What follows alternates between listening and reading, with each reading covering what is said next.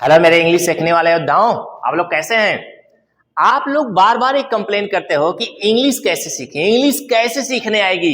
अरे शुरुआत तो करो।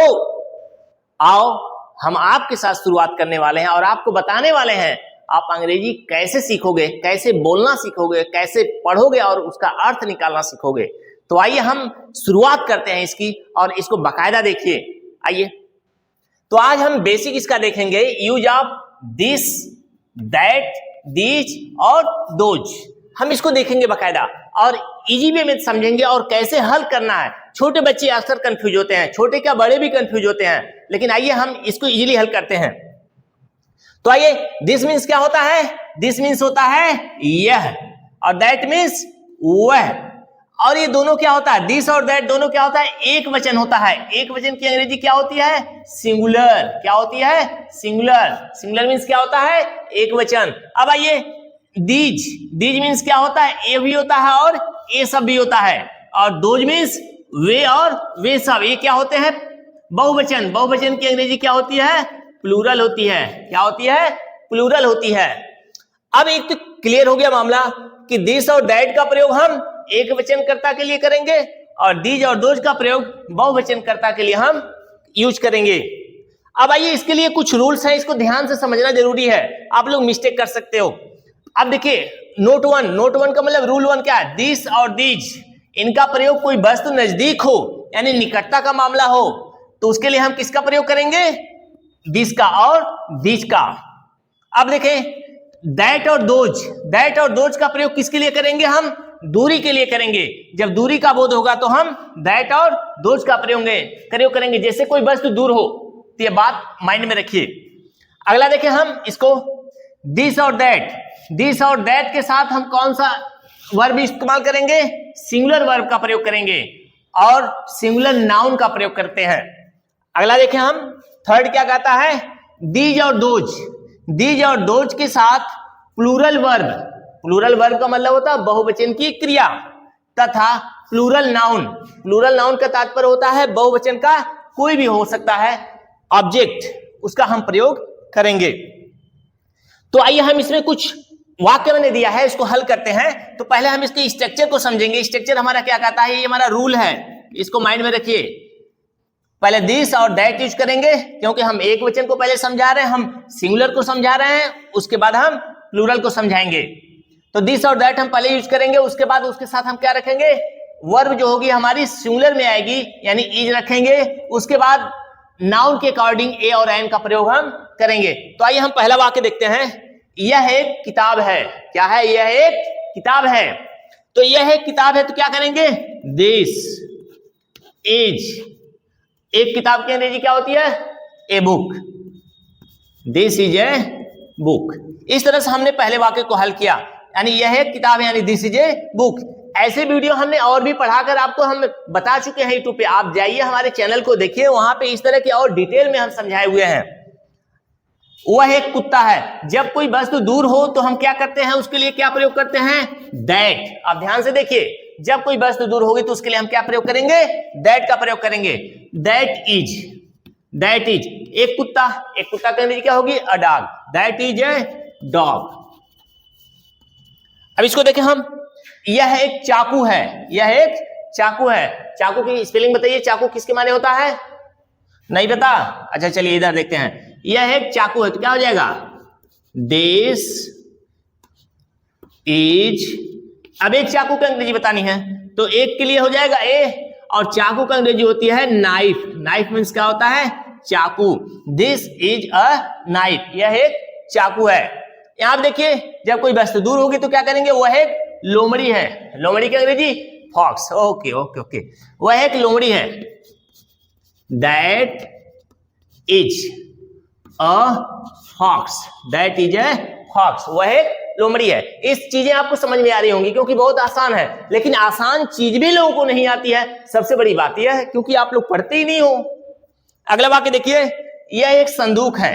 क्या हो जाएगा? This is a box, this is a box, यह एक संदूक है। अब इस वाक्य को देखिए, वह एक कुर्सी है। क्या हो जाएगा? That is a chair, chair means क्या होता है?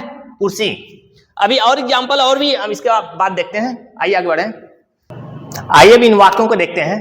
चलिए अब आपके सामने एक दूसरा वाक्य है, यह एक अंडा है, यह एक अंडा है। तो आप देखिए दिस मीन्स क्या होती है? दिस मीन्स यह। अब है के लिए आप वही करोगे, दिस इज एक अंडा। तो यहां पर अंडा की अंग्रेजी क्या होगी? एग। एग मीन्स क्या होता है? अंडा। अब इसके पहले एक की अंग्रेजी लिखनी है तो क्या लिखेंगे? ए लिखेंगे कि एन लिखेंगे? An. This is an egg. अब यहां देखिए वह एक पेड़ है, अब वहां कहीं दिख रहा वह एक पेड़ है, तो क्या करेंगे आप? That is a tree, that is a tree. अब यहां पे देखिए इस वाक्य को, यह एक बांसुरी है, यह एक बांसुरी है, तो इसको कैसे हल करेंगे? तो इसको हल करने के लिए आप क्या लिखेंगे?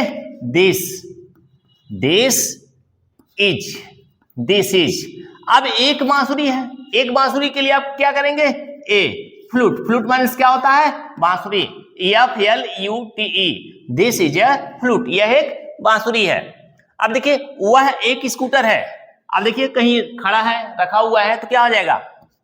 That is a scooter, that is A scooter. इस तरह से हम सिंपल वाक्यों को हल करेंगे। आइए अब हम देखते हैं किस प्रकार से दीज दोज पर हम आधारित वाक्यों को हल करते हैं। इनके साथ क्या लगाएंगे आप? आर लगाएंगे, यानी प्लूरल वर्ब लगाएंगे, और नाउन जो आएगा वह प्लूरल नाउन होगा, यानी उसमें यस लगा रहेगा। आप देखिए, आइए हम देखते हैं। ये तस्वीरें हैं, तस्वीर टंगी हुई है कहीं है और आसपास है, बहुत दूर नहीं है, तो उसके लिए क्या करेंगे? ये तस्वीरें हैं, तो आप क्या करेंगे? आप इसके लिए दीज आर, हैं के लिए क्या करेंगे? आर। दीज आर तस्वीर, तस्वीर की अंग्रेजी बताइए? Okay, these are pictures. Pictures means क्या होती है? तस्वीर। पिक्चर मीन्स ही तस्वीर होती है, लेकिन अब यहाँ पे सवाल है कि प्लूरल है, क्योंकि हम दीज का या दोज का प्रयोग कर रहे हैं, तो इसमें क्या लगाना पड़ेगा आपको? पिक्चर्स। बच्चे अक्सर गलतियां कर देते हैं, इसको प्लूरल में नहीं बदलते, इधर तो सही लगाते हैं, तो इसको भी प्लूरल में बदलना पड़ेगा। तो इसका हो जाएगा दीज आर पिक्चर्स। अब देखिए वे पतंगे हैं, यानी बच्चे आजकल पतंग बहुत उड़ा रहे हैं अभी, और ऐसे मौसमों में बच्चे उड़ाते ही हैं। तो बच्चे जब पतंग उड़ाते हैं तो ओहो पतंगे उड़ रही हैं, तो क्या करेंगे? वे पतंगे हैं या वे सब पतंगे हैं। तो आप इसके लिए क्या करोगे? Those are kite. बोलिए वाक्य सही है? बिल्कुल सही नहीं है। क्या करेंगे आप? काइट्स करेंगे। दोज आर काइट्स, बहुवचन में करना होगा। इस वाक्य देखिए, ये गाय हैं, ये गाय हैं, तो आप क्या करेंगे? These are. अब गाय यानी काऊ, काऊ का बहुवचन करना पड़ेगा, these are cows, these are cows. इस वाक्य को देखिए, वे नक्शे हैं। अब देखिए नक्शा बच्चे बनाते हैं, एग्जाम आ रहा है, एग्जाम में बच्चे नक्शा भरते भी हैं, बनाते भी हैं, तो वे नक्शे हैं, नक्शे रखे हुए हैं, तो क्या हो जाएगा? दोज आर, नक्शा का अंग्रेजी बताइए? मैप। ओके, मैप मीन्स नक्शा, एक नक्शा। आप इसको बहुवचन में बदल दीजिए, दीज आर मैप्स। इसको ध्यान से रखिए। ये सब लड़के हैं, इस वाक्य देखिए, ये सब लड़के हैं, तो क्या हो जाएगा? These are boys, these are boys, ये सब लड़के हैं। वे सब पक्षियां हैं, वे पक्षियां नहीं पेड़ पर कहीं बैठी हुई हैं, तो उनको देखकर लोग कह रहे हैं कि वे सब क्या है? पक्षियां हैं। तो वे सब की अंग्रेजी क्या होती है? दोज। अब ध्यान से देखिए, दोज मीन्स वे सब भी होता है और दोज मीन्स वे भी होता है। तो वे सब पक्षियां, तो दोज आर, पक्षियां का अंग्रेजी क्या होगी? Birds, those are birds. अब इधर देखिए इस वाक्य को, लास्ट सेंटेंस चला, ये सब ताले हैं। ताले आप देखते हैं घर में लोग ताला लॉक करते हैं ना, ताला लॉक करके चलते हैं। आप लोग तो साइकिल से पढ़ने जाते हो, साइकिल में ताला लॉक करते हो, तो ये सब क्या है? लॉक कहलाता है। ये सब ताले हैं, तो दीज मीन्स क्या हो गया? दीज मीन्स ये सब। आर मीन्स हैं, लॉक, लॉक मीन्स क्या होता है? ताला, और इसको बहुवचन में बदल देंगे तो लॉक्स हो जाएगा। लॉक वर्ब भी है और लॉक जो है नाउन भी है, ये भी ध्यान से रखिएगा।